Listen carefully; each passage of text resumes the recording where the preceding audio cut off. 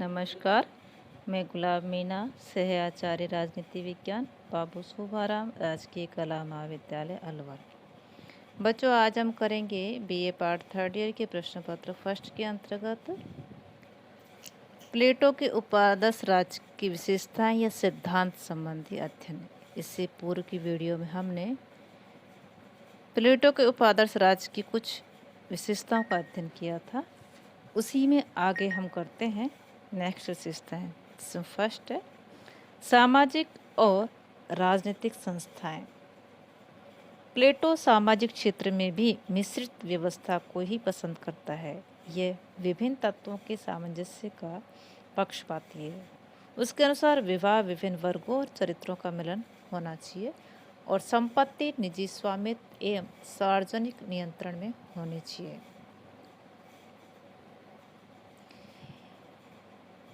इसमें फर्स्ट वो मानकर चलता है सामाजिक और राजनीतिक संस्थाओं के अंतर्गत संपत्ति एवं आर्थिक व्यवस्था।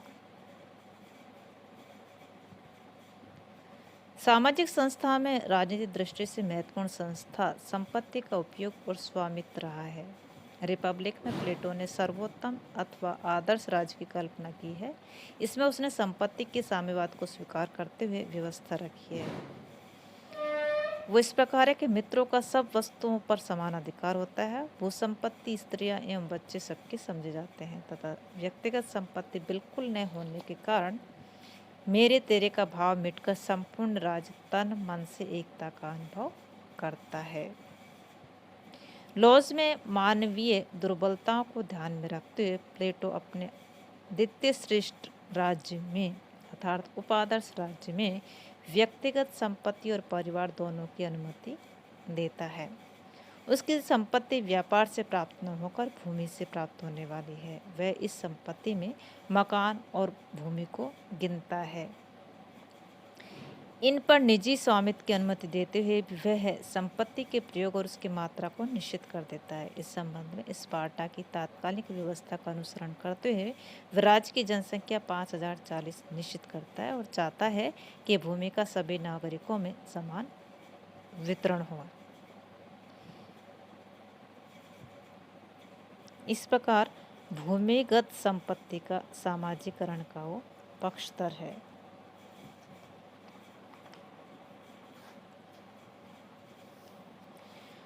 प्लेटो के अनुसार राज्य के पास केवल प्रतीक मुद्रा होती है। यह शायद स्पार्टा को लौह मुद्रा के समान होती है। स्पार्टा की ऋणों के लिए ब्याज नहीं लिया जा सकता। सोना चांदी भी अपने पास नहीं रखा जा सकता।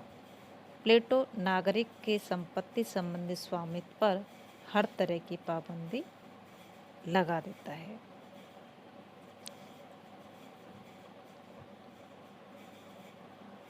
दूसरा है श्रम विभाजन। प्लेटो ने रिपब्लिक में श्रम विभाजन के सिद्धांत को संपूर्ण समाज का मूल सिद्धांत ठहराया था। लॉज में वर्णित समाज व्यवस्था के विश्लेषणों के अध्ययन से पता चलता है कि उसने उस सिद्धांत को छोड़ा नहीं है। श्रम का नवीन विभाजन पूर्व की अपेक्षा अधिक विस्तृत है। उपादर्श राज्य में आर्थिक रचना के आधार पर कार्यों का वर्गीकरण 3 भागों में किया गया है। फर्स्ट, विदेशियों के लिए व्यापार एवं उद्योग। दूसरा, दास और गुलामों के लिए खेती। तीसरा, नागरिकों के लिए शासन व्यवस्था अर्थात राजनीतिक कार्य। इस प्रकार श्रम विभाजन सारी जनसंख्या पर विस्तृत होने के साथ साथ वर्जनशील भी है। तीसरा है सरकार का संचालन। प्लेटो राज्य में सर्वोच्चता सरकार को न देकर कानून को देता है। उसके अनुसार सभी राजनीतिक संस्थाएं कानून के अधीन हैं। वह शासन पद्धति के बारे में कुछ व्यवस्थाएं करता है जिनमें प्रमुख है साधारण सभा। राज्य का संचालन चलाने के लिए एक लोकप्रिय साधारण सभा होगी। राज्य में सभी नागरिक इसके सदस्य होंगे। सभा की बैठक वर्ष में कम से कम एक बार अवश्य होगी और इसका प्रमुख कार्य राज्य की संस्थाओं के सदस्यों को चुनना होगा। कानूनों में परिवर्तन और न्याय का करना भी इसका कार्य होगा।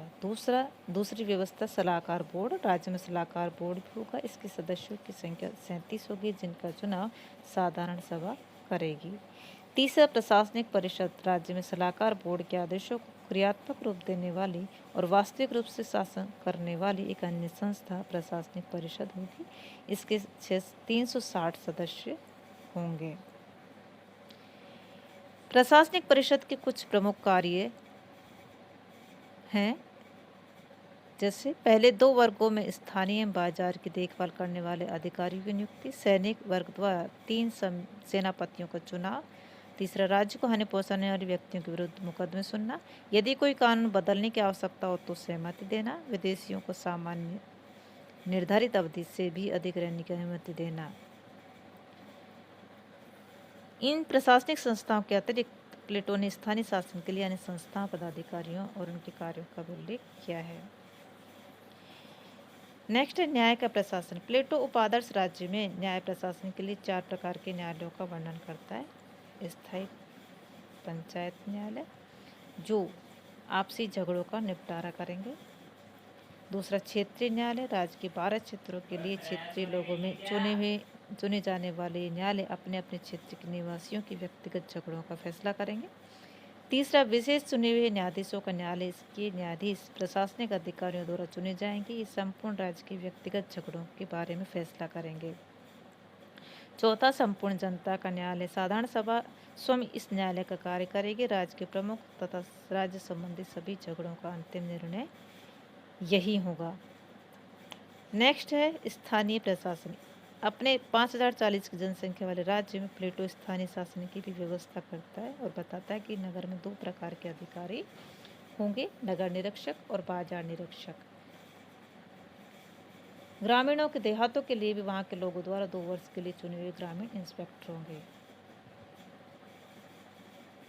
नेक्स्ट विशेषता है सिद्धांत, विवाह और परिवार संबंधी विचार। रिपब्लिक की भांति लॉज में भी प्लेटो ये स्वीकार करता है कि स्त्रियों पुरुषों को समान शिक्षा पाने एवं समान कार्य करने का अधिकार होना चाहिए, किंतु इस ग्रंथ में रिपब्लिक की स्त्रियों के संवाद को समाप्त कर दिया गया है। वह इस विचार को त्याग देता है कि स्त्रियां सबकी संपत्ति होंगी। प्लेटो स्त्रियों को घर की 4 दीवारी और पर्दे से बाहर निकालकर उनको राज्य में उन सभी पदों पर नियुक्त करने का समर्थन करता है जिनका संबंध विवाह संबंधी प्रश्नों और स्त्रियों के जीवन से है। वह कहता है कि स्त्रियों को पुरुषों की भांति शस्त्र संचालन, युद्ध और घुड़सवारी करना भी सिखाया जाना चाहिए, ताकि मौका आने पर वे भी पुरुषों की भांति युद्ध में भाग ले सकें और अपने स्वयं को राष्ट्र सेवा में अर्पण कर सकें। प्लेटो की परिवार संबंधी व्यवस्थाएं शायद आज कोई स्वीकार नहीं करेगा। यह किन्हीं दशाओं में उचित हो सकता है कि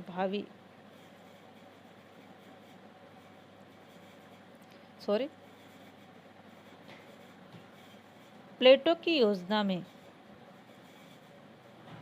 कई दोष हैं कि वह जनसंख्या को सदा ही 5040 पर स्थिर रखना चाहता है। जनसंख्या को सदैव के लिए निश्चित कर देना न तो संभव है न ही मान्य।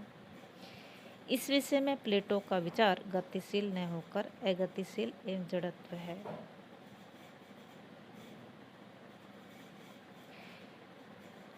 नेक्स्ट सिद्धांत है शैक्षणिक और धार्मिक संस्थाएं। लॉज में प्लेटो ने शिक्षा की ओर काफ़ी ध्यान दिया है और पाठ्यक्रम की सामान्य रूपरेखा रिपब्लिक की भांति है। सेबाइन के अनुसार पाठ्यक्रम में संगीत और व्यायाम को महत्व दिया गया है। प्लेटो को कवियों पर अभी भी विश्वास नहीं है और वह साहित्य और कला पर कठोर प्रतिबंध लगाने के पक्ष में है। स्त्रियों को पुरुषों के समान शिक्षा प्राप्त करने का अधिकार है।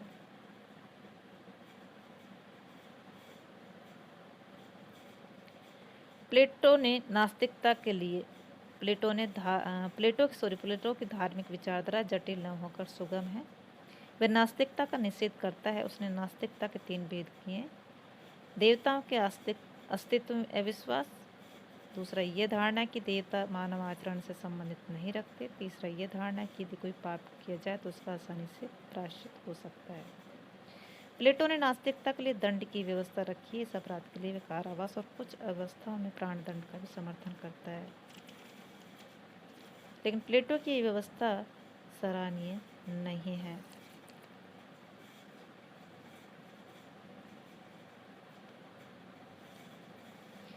इस प्रकार प्लेटो ने अपने उपादर्श राज्य में महत्वपूर्ण सिद्धांतों को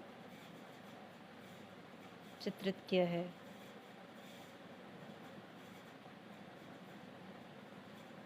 इन विचारों के अतिरिक्त प्लेटो ने शांति व्यवस्था, इतिहास, शिक्षा, अपराध, दंड आदि पर भी महत्व देते हुए उनका भी चिंतन किया है। अंत में हम करते हैं लॉज का मूल्यांकन या उपादर्श राज्य में वर्णित सिद्धांतों का मूल्यांकन।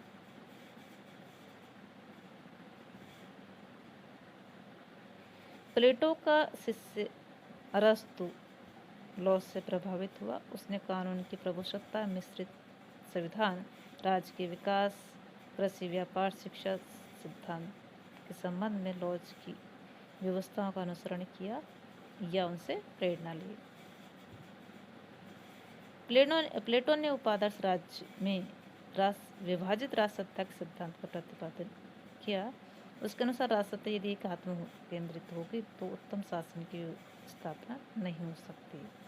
अतः राजसत्ता का विभाजन उचित है। वह लोकतंत्र और राजतंत्र के मिश्रित सिद्धांतों को लेकर मिश्रित संविधान का समर्थन करता है, इसलिए उसे आधुनिक संविधानवाद का पिता कहा जाता है। मॉन्टेस्क्यू का शक्ति विभाजन का सिद्धांत भी इसी पर आधारित है। उपादर्श राज्य अर्थात लॉज में शिक्षा की विस्तृत योजना प्रस्तुत की गई है और शिक्षा को राज्य द्वारा संचालित माना गया है। प्लेटो एक अनिवार्य तथा सामान्य शिक्षा का रूप प्रस्तुत करता है। वर्तमान समय में लगभग सभी सरकारी शिक्षा को राज्य का अपना कर्तव्य मानते हैं। प्लेटो ने माना है कि बाट और तोल का स्तर एक जैसा होना चाहिए। वर्तमान में भी यह आवश्यक सभी यह आवश्यक मानते हैं कि राज्यों में एक बाट और तोल होना चाहिए। प्लेटो के लॉज में वर्णित और उसके अकादमी ने रोमन कानून के विकास को गंभीर रूप से प्रभावित किया। न्यायिक व्यवस्थाओं की उसकी देन से रोमन कानून अत्यधिक प्रभावित हुआ है। प्लेटो ने लॉज में ईश्वरवादी आस्तिक विचारों का प्रतिपादन किया है। इन विचारों का ईसाईयत के आरंभिक प्रवर्तकों पर बड़ा प्रभाव पड़ा।